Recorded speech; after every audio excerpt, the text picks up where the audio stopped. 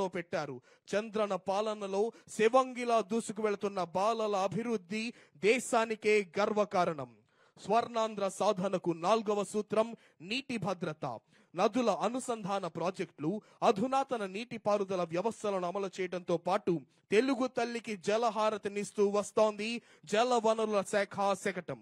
రాష్ట్రంలోని రాయలసీమ మరియు పశ్చిమ ప్రకాశం, నెల్లూరు జిల్లాల్లో తరచుగా సంభవించే కరువు కాటకాల నుండి అన్నదాతలకు పూర్తిగా రక్షణ కల్పించాలనే సత్సంకల్పంతో రాష్ట్ర ముఖ్యమంత్రి వర్యులు శ్రీ నారా చంద్రబాబు నాయుడు గారి మేధో మథనం నుండి ఉద్భవించిన మహోన్నత project Godavari Banakacherla ring project.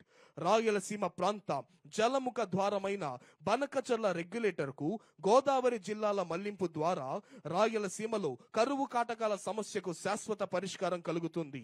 Rayalaseema మరియు పశ్చిమ ప్రకాశం, నెల్లూరు జిల్లాల్లోని అన్నదాతల జీవన ప్రమాణాలు పెరిగి వారి ఆర్థిక భద్రత కల్పించే దిశగా గేమ్ చేంజర్ గా ఈ ప్రాజెక్టు పనిచేస్తోంది. అదిగో ఇప్పుడు మన ముందుకు కదిలి వస్తోంది అటవీ శాఖ శకటం పర్యావరణ పర్యాటకం. రాష్ట్ర ముఖ్యమంత్రి వర్యులు శ్రీ నారా చంద్రబాబు నాయుడు గారి సారథ్యంలో రాష్ట్రంలో అటవీ విస్తరణం 50% పెంపొందించే లక్ష్య సాధన దిశగా మన ముందుకు వస్తోంది అటవీ శాఖ. రాష్ట్ర ప్రజలకు మానసిక, శారీరక ఆరోగ్యం మరియు ఆహ్లాదకరమైన వాతావరణాన్ని అందించాలనే లక్ష్యంతో పట్టణాలకు సమీపంలో ఉన్న నగర వనాలను అభివృద్ధి చేసే లక్ష్య సాధనలో భాగంగా ఇప్పటికీ రాష్ట్రంలో ఉన్న 61 నగర వనాలకు అదనంగా మరో 11 నగర వనాలను ఏర్పాటు చేసేందుకు అటవీ శాఖ చర్యలను చేపట్టింది. ప్రజలకు ఉపాధి కల్పన, ఆహ్లాదంతో పాటు ఆరోగ్యాన్ని, విజ్ఞానాన్ని అందజేయాలనే లక్ష్యంలో భాగంగా ప్రకృతి పర్యాటకాన్ని ప్రోత్సహిస్తోంది మన చంద్రన్న ప్రభుత్వం.